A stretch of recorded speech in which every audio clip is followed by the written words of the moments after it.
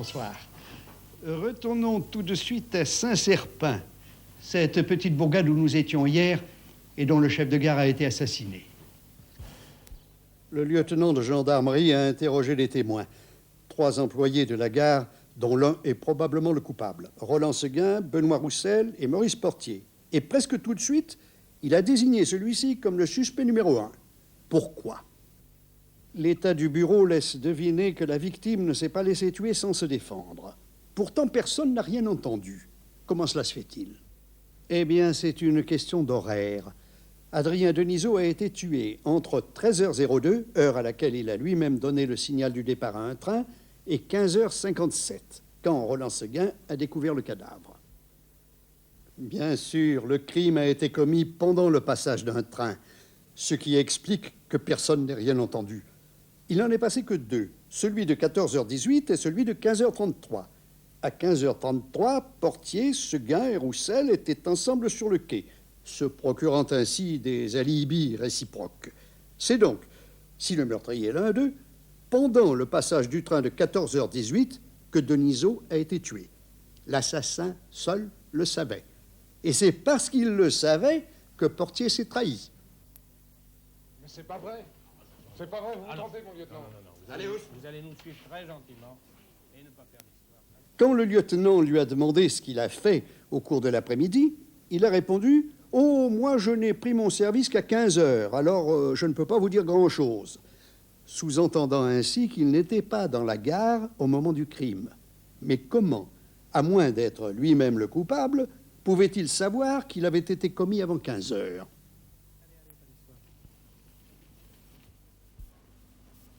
Le lieutenant avait vu juste. Après 5 heures d'interrogatoire, Portier s'effondra. Amant de Madame Denisot, eh oui, il avait assassiné son mari, le malheureux chef de gare. La cour d'assises d'Angers le condamna à la peine capitale. Mais il devait, le 3 janvier 1959, bénéficier d'une grâce présidentielle et voir sa peine commuée en réclusion criminelle à perpétuité. Pour un garçon qui rêvait d'une vie plus large, on peut dire qu'il a été comblé.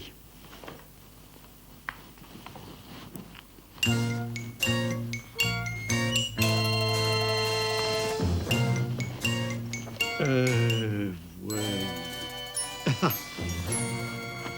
L'inconnu du vendredi. Ce dossier que je vais ouvrir pour vous ce soir est mince. Il est vrai que ce n'est pas là un de ces crimes sensationnels qui tiennent le public en haleine et qui font la une des journaux. Non, c'est une affaire presque banale, qui ne retint pas longtemps l'attention. Pourtant, c'est un de mes dossiers préférés, à cause même de sa banalité, parce que les personnages dont il y est question sont des gens de tous les jours, des gens normaux, sans histoire, qui brusquement, pour sauver ce qu'ils croient être l'essentiel de leur existence, et parce que les circonstances s'y prêtent, deviennent des criminels. Au centre de cette histoire, une jeune fille. Elle s'appelle Gisèle Roset. Elle a 23 ans. Elle est jolie.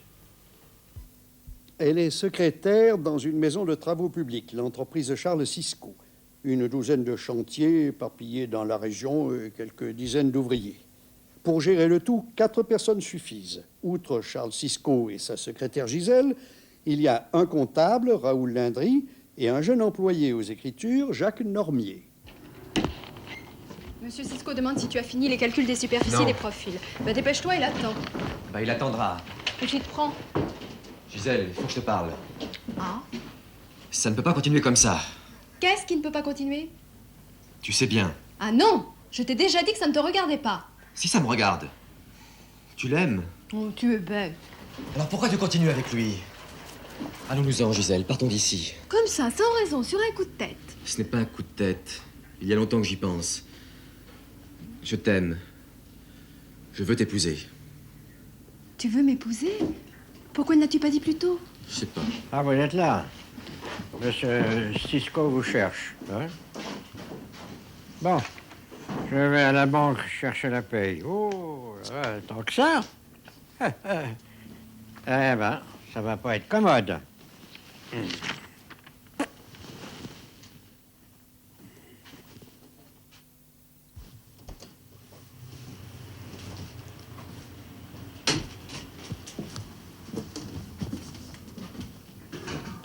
Tu t'en vas?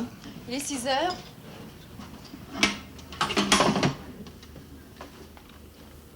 Tu réfléchis à ce que je t'ai dit ce matin? Pas encore. Ce soir, je te le promets. Je peux venir te voir ce soir après le souper? Non, non, il vaut mieux que je sois seule, tu sais. Salut.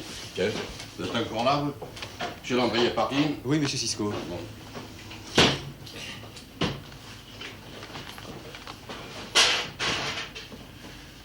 Allez, Gisèle, je vous emmène.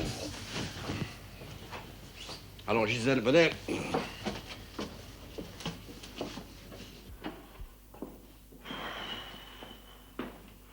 Dis donc, mais c'est toujours aussi haut chez toi. Oh. Hein. Hein.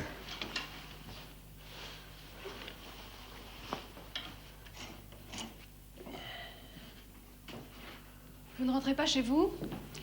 Votre femme vous attend, non? Allez, hein. Viens ici, hein, viens. Hein? Non, j'ai des repassages à faire. Enfin, mais qu'est-ce que tu as ce soir? Moi, rien. Oh, si, je te connais, toi, tu sais. Quand tu as cet air buté, non? Hein? Allez, hein. Allons, viens, raconte-moi tes malheurs. Hein? Jacques veut m'épouser. Jacques, quel Jacques? Le petit Jaco. Jacques Normier? Non, mais c'est pas vrai, non? Oh, ben... Oh, c'est pas vrai, non, mais c'est... Ah, ça, c'est la meilleure, là. Le petit Jaco. Pourquoi pas? Il est aussi bon qu'un autre. Oh, tu parles avec ceux qui gagnent, non, non. Je travaille, moi aussi. À nous deux, on aurait assez. Il y a des gens qui vivent avec moins que ça. Ouais. Des gens, oui, mais pas toi. Et, tu sais combien qu'il a coûté? C'est pas le petit Jaco qui aurait pu te l'offrir. Dis ton manteau à col de fourrure. Ouais. Qu'est-ce que tu deviendrais, toi, si tu m'avais plus?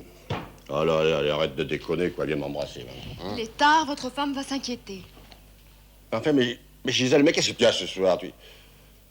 Mais dis donc, mais tu penses pas sérieusement à cette histoire de mariage, non? Dis donc, mais ce serait vraiment trop idiot, non? Et... Tu ne m'aimes plus? Mais si. J'ai besoin de toi, tu sais. Et moi? Vous ne vous êtes jamais demandé de qui j'avais besoin, moi, hein? Je veux un mari. Un mari avec lequel je puisse me montrer. J'en ai assez de me cacher. Je veux avoir un appartement, une maison. J'en ai assez de cette baraque. Non. Mon pauvre petit, mais je suis un vieil idiot, moi. J'aurais dû comprendre. Écoute, et si on partait, nous deux, hein? Tu sais bien qu'on ne le fera pas. Pourquoi pas? C'est chaque fois pareil. Tu dis qu'on s'en va et le lendemain, tu changes d'avis. Ah, mais non, ce coup-ci, c'est sérieux. Hein. On prend la voiture et on s'en va, on disparaît. Demain matin, tu veux? Tu quitterais tout? Oui. Tu sais, du moment que je serai avec toi. Hein. Et pour l'argent, comment tu feras? Je me débrouillerai. C'est vrai. Parole, tu vois. Demain matin, on fout le camp. Loin. Tu entends? Loin. Tiens. En Italie, par exemple. Gisèle croyait vivre un roman. Deux hommes se la disputaient. L'un voulait l'épouser, l'autre se préparait à l'enlever. Situation cornélienne. Mais un coup de téléphone allait tout remettre en question. À 20h23, l'entreprise Charles Cisco venait d'être cambriolée. Un quart d'heure plus tard, la gendarmerie était sur les lieux. Le lendemain matin, l'enquête commençait. Ça arrive, des coups pareils. 4 millions. 39 875 francs, l'argent de la paye, que je suis allé chercher à la banque hier, comme tous les vendredis. Qui a découvert le vol? Moi. Oui, en quittant le bureau hier soir, j'avais oublié mon imperméable. Alors vers 8 h, je suis venu le chercher. J'ai laissé mon vélo devant la porte, je suis entré, et la lumière ne marchait pas. J'ai pensé qu'il y avait une panne. Ce n'était pas une panne, on avait coupé le courant à la sortie du transformateur, derrière le bâtiment. Je suis allé prendre mon imperméable. Dans le noir? Ça, pour faire noir, il faisait noir.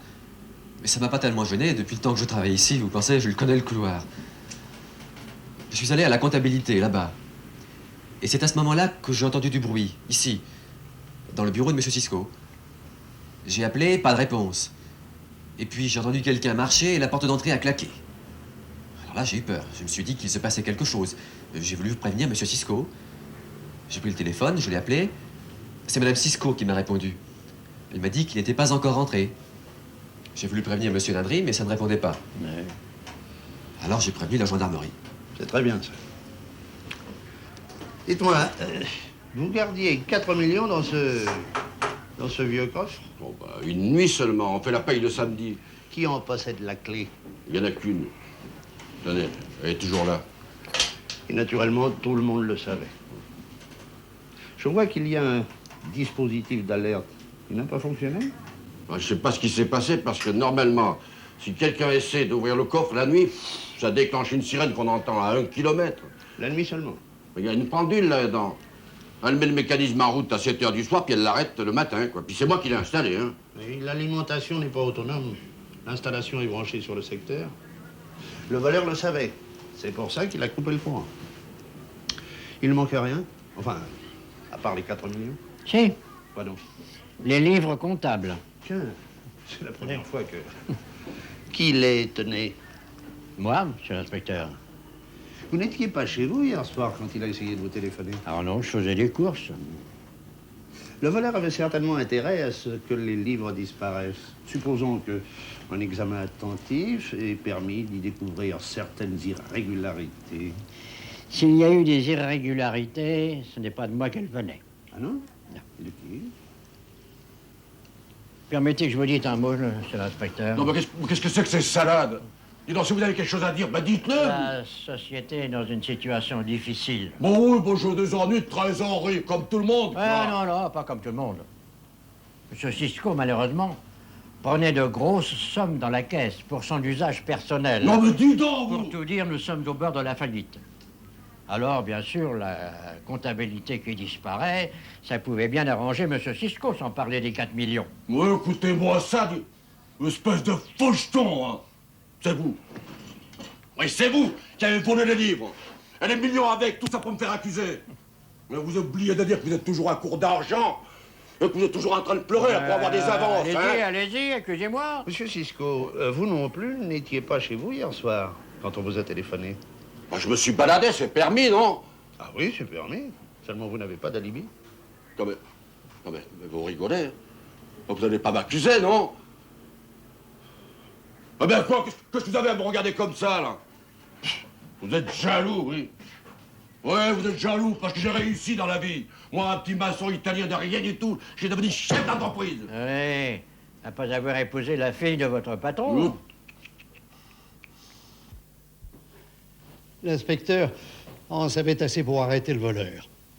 Celui-ci avait commis une faute, une grosse faute. Sa culpabilité était évidente. Vous aussi, naturellement, vous avez compris. Oh non, c'est si facile. Demain, je vous donnerai la solution avant de vous présenter une nouvelle énigme. À demain, bonne soirée. Au fait, cette solution n'a aucun rapport avec le sablier.